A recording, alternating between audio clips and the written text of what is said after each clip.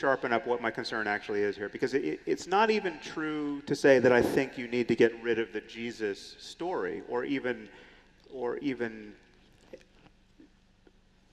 not. I don't even think there's something problematic with orienting your life around the Jesus story. I think that can be reclaimed. But so, for instance, I was walking yesterday in this fine city of yours and saw someone on the sidewalk giving tarot readings to people. He had a tarot deck spread out. He had a few cards spread out, and he was soliciting people. And I'm sorry to say I didn't sit for a reading, but tarot cards, if you're familiar with them, are the quintessential artifact of New Age woo, right? I mean, these are not thought of as legitimate tools of divination, except by people who think that they're legitimate tools of divination.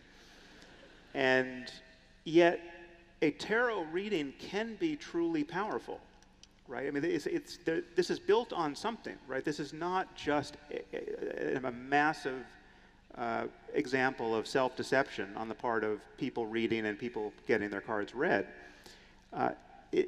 These cards can seem prescient. I could give you all a reading right now, and 95% of you would find what the cards would say to be relevant to your lives. I mean, I could do it with an imaginary deck. I mean, an invisible imaginary deck. I don't know anything about tarot cards, but I'm going to turn over two cards now. One is the sun, and the other is the fallen man.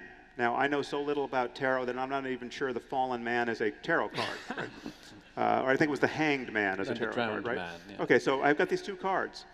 And the sun is clearly the representation of wisdom, right? And the hanged man is the representation of lost opportunity. And I can tell you with some degree of certainty that all of you are at a crossroads in your life, right? Where you have good reason to believe that you're not making the most of your opportunities, right? Now, I could go on like this for an hour, right?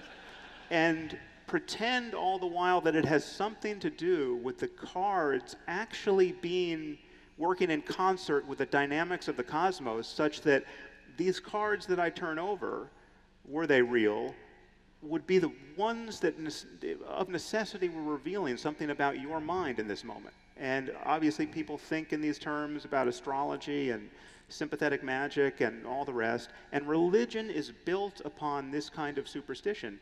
There's a way of understanding the utility of using a device like this and the real effect it has on you. I mean, if I turn over the cards and ask you to look at your life in this moment as though for the first time through this lens, considering in this case lost opportunities, right? Of course it's going to be valid. That doesn't make it, it can be an incredibly useful thing to do. My main concern is that at no point do you have to lie to yourself about your state of knowledge about the mechanism, right? You don't have to believe tarot cards really work. There's deeper mechanisms at work with someone who's actually good at that. And so I agree with what you've said. But they need not be supernatural. No, I don't think they are supernatural.